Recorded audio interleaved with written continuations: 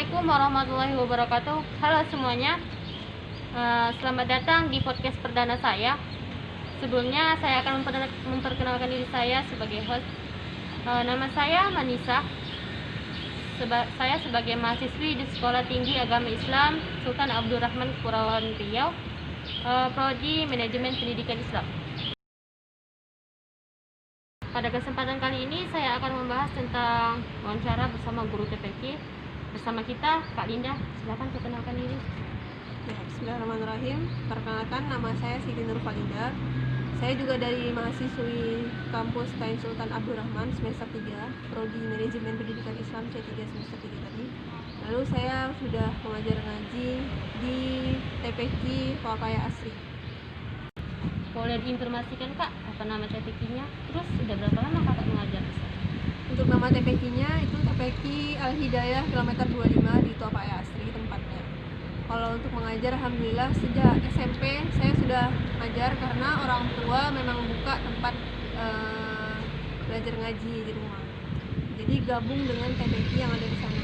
Jadi cabangnya gitu.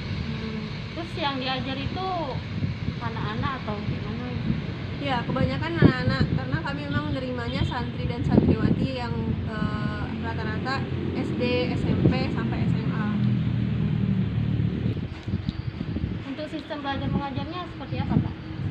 Kalau sekarang ini semenjak corona, jadi kita pakai sistemnya shift. Jadi untuk beberapa anak, satu guru itu dapat 5 anak per setengah jam. Jadi nanti baca simak yang untuk Al-Quran.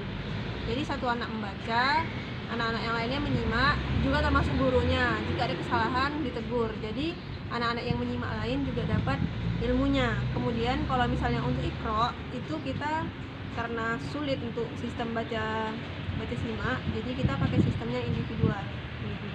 Dan alhamdulillahnya semenjak corona justru sistem ini lebih membantu efektivitas jam anak-anak belajarnya.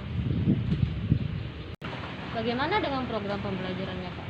Apakah ada program pembelajaran lain seperti baca tulis Al-Quran mungkin, tarik tasyrik atau fikih? Kalau untuk sekarang karena kita berbasis TPQ, jadi untuk pembelajarannya juga terbatas ya. Karena guru-guru yang ada juga terbatas, seperti belajar imlak, terus tulis Al-Quran, terus ada pembelajaran agama dasar pastinya, akidah, tauhid dan segala macamnya. Kemudian juga kita mengajarkan anak-anak untuk baca doa, surah pendek dan praktek sholat. TPQ-nya udah berapa lama Kak berdiri? Serta itu murid serta gurunya ada berapa jumlahnya sekarang? Kalau untuk TPQ itu dari tahun 2010. Tapi itu yang pisah dari rumah, karena kalau kami ngajarnya di rumah. Kalau dari rumah ini udah sekitar dari orang tua saya masih 1900 mungkin udah mulai ngajar di rumah itu. Lalu kalau untuk jumlah guru sekarang di TPQ kami ada 7 sampai 8 guru dan beberapa murid yang kemampuannya alhamdulillahnya sudah bisa untuk mengajar. Biasanya kami juga buat mereka untuk ngajar adik-adik yang mikro, karena biar mereka sambil belajar kan. Kalau untuk santri sekarang itu ada 120 atau 130. Oh, sudah banyak ya ternyata. Ya. Untuk TPQ Al-Hidayah udah ada fasilitas apa saja Kak di sana? Kalau untuk fasilitas, alhamdulillahnya kita udah ada papan tulis, terus ada kipas angin juga. Kalau siang soalnya rame banget anak-anaknya, takut kepanasan kan. Terus ada Quran, Iqra disediakan, dan itu juga alhamdulillahnya rata-rata sumbangan dari orang-orang luar gitu. Dan ada juga dari Batko atau kementerian yang memang memberikan dana untuk fasilitas di TPQ. Pembagian ruang kelasnya Kak? Untuk pembagian ruang kelas, kalau di TPQ-nya itu ada 2 kelas dengan fasilitas meja juga ada, cuman kalau untuk kursi nggak ada karena biasanya duduknya di bawah aja pakai karpet. Lalu kalau untuk di rumah sendiri, karena kita rumah, jadi rumah saya itu cuma dibuat luas besar aja. Palingan anak-anaknya ya diposisikan berkelompok dengan jarak yang jauh karena saat ini juga keadaan sedang pandemi kan, tetap menggunakan masker pastinya. Nah, sebagaimana yang kakak bilang tadi kan, sekarang sedang pandemi.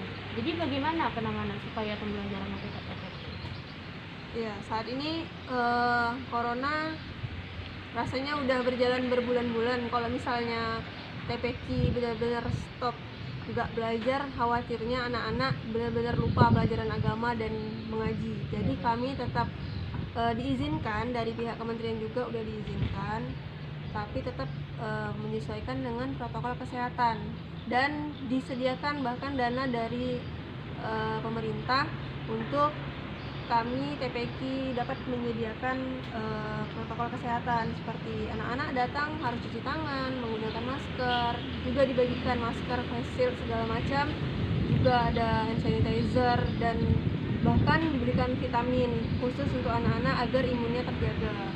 Juga kami guru-guru insya Allah tetap menjaga kesehatan dan apabila ada yang sakit kami usahakan untuk mereka libur dulu karena untuk tidak membahayakan yang lainnya juga. Maaf sebelumnya, kalau boleh tahu ada nggak kendala? Kalau kendala itu pasti ya, dalam dunia dan lingkungan apapun pasti ada kendalanya. Terutama yang kita ajar itu anak-anak, pastinya nggak semua anak itu mudah diatur. Ada anak-anak yang manja, terus ada juga anak-anak yang kayak sulit lah, degil gitu, nah istilahnya. Jadi mungkin pertama kita akan melatih akhlaknya dulu, karena bagaimana jangan sampai ia cuma hanya pandai dalam segi agama namun akhlaknya minus gitu yang kami harapkan. Namun ya sampai saat ini alhamdulillah tetap masih berjalan lancar, nggak ada kendala yang sangat-sangat menyulitkan kami para guru. Aku berasa munafik kan? Boleh dong kak, minta sepatah dua kata gitu, motivasi untuk kami semangat belajar Al-Qur'annya. Kalau untuk motivasi apa ya, pokoknya jangan malu sama umur, jangan merasa sudah pandai. Kayak manapun kita harus tetap belajar, terus belajar kapanpun, dimanapun, di umur berapapun. Dan untuk teman-teman yang mungkin alhamdulillahnya ilmunya sudah lebih, jangan malu juga untuk ajak teman yang lain, jangan segan juga untuk terus berdakwah menyampaikan apapun yang kita tahu, karena sebagaimana hadis Rasulullah juga, sampaikanlah dariku walau hanya satu ayat. Jadi agar ilmu agama kita terus bertambah setiap harinya. Wah, terima kasih kak atas waktu serta motivasinya kepada kami. Untuk pendengar sekalian, semoga termotivasi serta saya juga untuk terus belajar Al-Quran meskipun ya dalam kondisi pandemi seperti saat ini. Oke, sekian podcast pada hari ini. Terima kasih telah mendengarkan. Wassalamualaikum warahmatullahi wabarakatuh.